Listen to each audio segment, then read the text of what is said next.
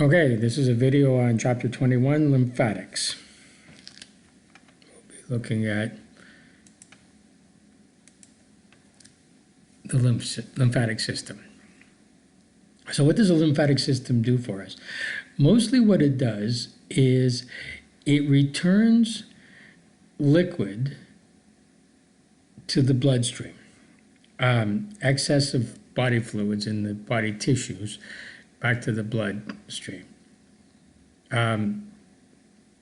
It also transports and houses lymphocytes, and it provides the site for most of the immune reactions, but we'll talk about that in a moment. We're going to first start out with this excess fluid. So what happens is that at blood capillaries, liquid leaves the blood vessel at the arterial end. It's basically plasma that without the plasma proteins coming across, and it becomes interstitial fluid, and it's nutrient rich and it's oxygen rich, et cetera, et cetera.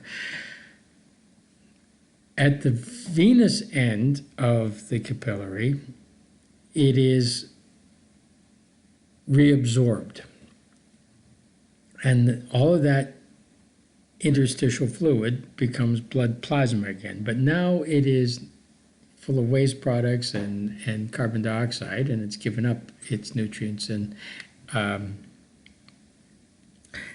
oxygen. The problem is more leaves at the arterial end than goes back at the venous end. And left on its own, then the amount of liquid that's in the interstitium, the interstitial fluid, would build up and build up and build up. So in amongst all the blood capillaries are lymphatic capillaries. And what they do is they absorb the excess fluid that has not gone back to the bloodstream, and through a system of vessels and pipes, basically, it gets returned to the bloodstream. So there are these lymphatic vessels that transport lymph. There are also lymphatic tissues and organs, which are reticular connective tissue. Lymphatic tissue has lots of spaces in it. Reticular and ret and net are the same word, so it's net-like. So when we look at it, we see this whole system of vessels, all the green lines, and then we see lymphatic organs. We'll talk about them in a minute. Okay, so the fluid leaves the capillaries, it's not reabsorbed, so the fluid moves into the lymphatic capillaries. This interstitial fluid, once it enters the lymphatic capillaries, changes name and is lymph. The only difference between interstitial fluid and lymph is the location of it. So what's in it? Mostly water, any of the solutes that are dissolved in it. There's some protein, but there's also cellular debris, could be cancer cells, could be pathogens, things like viruses or bacteria or protozoans, fungi, like it all gets pulled into this lymph. So that makes lymph the ideal medium to attack these pathogens that are there, that could be there. So we find these lymph capillaries everywhere where there is blood capillaries.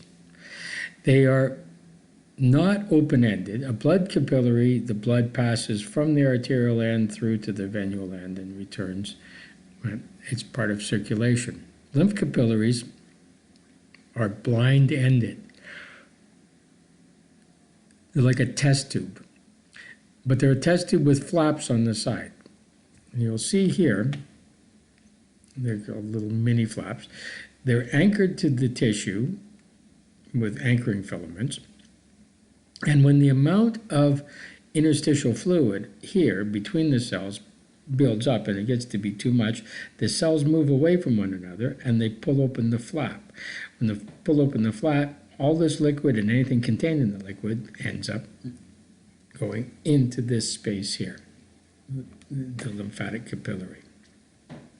So that makes lymphatic capillaries a lot more permeable than blood capillaries, permeable to larger things and to larger volumes. And what moves the lymph into the lymph capillaries is called hydrostatic pressure. It's really the pressure of the interstitial fluid. And the more fluid is in the space, the higher the pressure and the more it flows. Pressure can also be increased by massage or by tight, like a tensor bandage or support hose, like tight socks, that kind of thing. That would increase the hydrostatic pressure and therefore increase the movement of lymph into the lymph capillaries. When people are elderly and they have circulation problems, the lymph builds up and they get edema in their ankles. So what do? First thing they do is they raise their feet. They try and get the feet higher than the heart, and then gravity will help that lymph flow and drain the edema in the ankles. But they also massage, get their feet and ankles massaged, and that helps move it. And they wear tight special stockings that return it. So now when the lymph enters these capillaries, the capillaries all join together and form lymphatic vessels. And lymphatic vessels are a lot like veins, a little thinner walled, but there's valves in them, and the small lymphatic vessels join together and become bigger and bigger and bigger. And the lymphatic vessels pass through lymph nodes, and the lymph nodes are where we inspect and clean and filter the lymph. But these vessels pass through chains of these lymph nodes. After it's passed through all the lymph nodes it's going to pass through, they're into fairly substantially large lymphatic vessels. They've come together and come together and come together. And we call these large lymphatic vessels lymphatic trunks. Now, the lymphatic trunks are named for where they are. So there's a right and left lumbar trunk. There's an abdominal trunk. There's right and left bronchiomediastinal trunk that does the thorax. There's the brachial. There's the jugular that does the sides, that does each side of the head and each arm. So all of these trunks end up coming together into lymphatic ducts. And then the lymphatic ducts actually join on to the subclavian artery, right where the subclavian artery meets the, or the subclavian vein, where the subclavian vein meets the jugular vein. And together those things form the brachiocephalic vein, and the two brachiocephalic veins, left and right, form the superior vena cava. So this happens basically just before the heart. So the one on the right side is called the right lymphatic duct. And it takes lymph from the right jugular, so that's the right side of the head and neck, the right upper limb, and the right bronchiomediastinal, so that's the right side of the thorax. So all three of those areas get drained into the right lymphatic duct, which then goes into the right subclavian vein. And right at the junction where the right jugular is. On the left side, however, it drains into the thoracic duct. Now, the thoracic duct runs from the diaphragm all the way up to the left subclavian and jugular veins.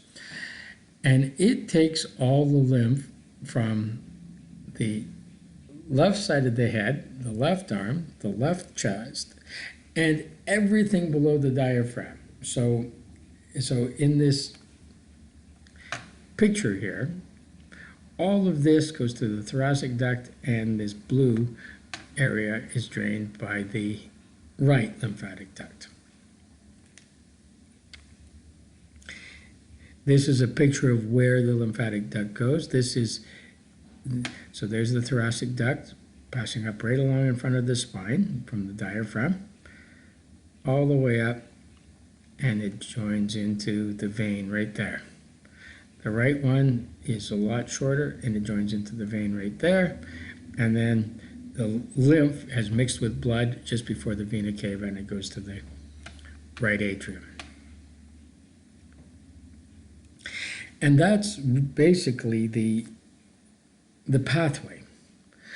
What makes it happen is the hydrostatic pressure, right? But also what makes it happen is using skeletal muscle. Whenever you use skeletal muscle, the muscle contracts, it squeezes on the lymphatic vessels, which increases the pressure, which pushes the lymph along the series of valves towards the heart, basically. The other thing that happens is that when you take a deep breath, you are lowering the pressure in your thorax, which is really sucking the lymph up the lymphatics and sucking the blood up the veins and towards the heart. So the muscular pump and the respiratory pump move the lymph along. Okay, so now we're going to look at lymphatic tissue and organs. Okay, so the primary lymphatic structures are bone marrow and thymus. We're going to get to that in a little bit, but this is where the lymphocytes, the cells of the lymph, the immune part, are created and ultimately given their training, as it were. They become immunocompetent. The secondary lymph structures is where these cells work. Now, the secondary lymph structures house the lymphocytes and other immune cells. It's where the immune response happens. And this tissue is all reticular connective tissue. Ret and net are the same word. It's net-like, so there's lots of spaces, lots of room for fluid, and lots of room for these cells, these immune cells, to move around and do their surveillance of the liquid. So some of these structures are organs, so like lymph nodes in the spleen, and some of them are just aggregations of this lymphatic tissue. So that would be things like lymphatic nodules, Peyer's patches. Some of it is diffuse. So the red bone marrow we already talked about. It's where red and white blood cells are formed. Hemopoiesis, we already talked about it in a previous video. Lymph nodes, their job is to filter and clean lymph. They remove the unwanted substances in it. They are little bean-shaped structures that are hollow. They have an outer capsule of dense connective tissue, and inside them it's filled with reticular tissue. And in the spaces of the reticular tissue passes the lymph, and also lives the B lymphocytes, the T lymphocytes, and a bunch of macrophages. And the lymph nodes are in series along the lymphatic vessels, so that the lymph going through the vessels pass through successive nodes, one after the other. And they kind of occur in clusters at places where the body bends. So there's the cervical lymph nodes are in your neck, and they get the lymph from the head and neck. The axillary are in your armpit, and they get lymph from the chest, the breast, the upper limb. Inguinal are in the groins, and receive from the lower limb. There's some near your elbow. There's supratrochlear, they're called, but it's kind of in clusters. So lymph nodes take the flow from a number of lymphatic vessels. Any one node has a number of vessels going into them. And those vessels going into the lymph node are called the afferent vessels. Afferent, like affluent, goes towards. The lymph nodes are drained by efferent vessels. And there's always fewer efferent vessels than afferent vessels. There's like 6 afferent, there would be 2 efferent. So it creates a traffic jam. It slows things down and gives time for the surveillance and the cleaning. In the lymph node, the lymphs are looked at for foreign material. Macrophages eat any foreign debris, and the lymphocytes initiate an immune response against any pathogens, any antigens that are in the lymph. And basically fight the bad guys right there. That's where the fight starts. When that happens, we get inflammation of the lymph nodes, and they can become enlarged and tendered, which are called bobos. The proper name is bobo. That's why we say to little kids, "Oh, do you have a boo-boo there?" Now, hundreds of years ago, it was common that there was a disease caused by a microorganism, a pathogen called Yersinia pestis. It was harbored in rats and came through flea bites, and you'd get it.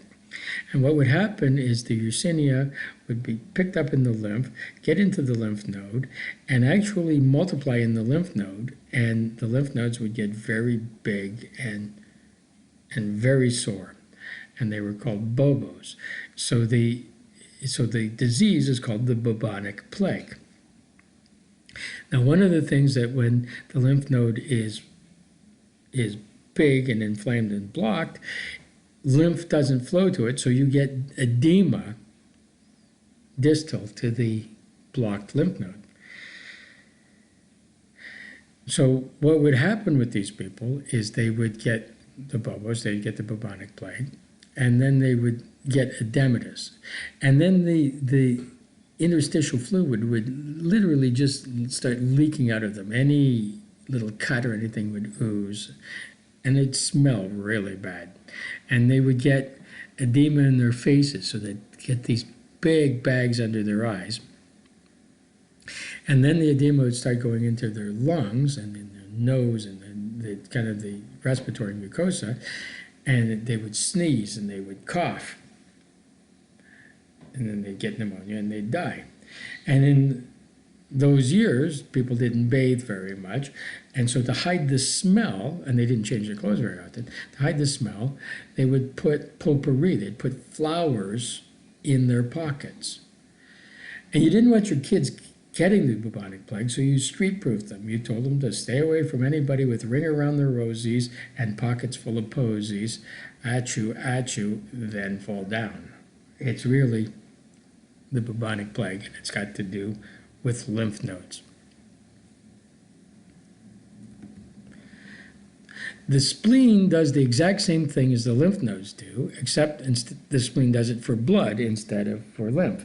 Now, lymph flow is in liters per day. Blood flow at rest is 5 liters a minute. So you really only need one spleen, because a couple of minutes the blood will pass through. There's white pulp and red pulp. The white pulp is very much like a lymph node. It's where the lymphocytes are and the macrophages are. and immunosurveillance and that kind of thing. The red pulp actually has these sinusoids. They're like leaky capillaries, very permeable. And this is where red blood cells go to die when they're no longer useful. It's where we store platelets and things like that. So the spleen monitors and filters blood, looks for foreign materials, bacteria, macrophages remove all of this stuff, and they get rid of defective erythrocytes and platelets.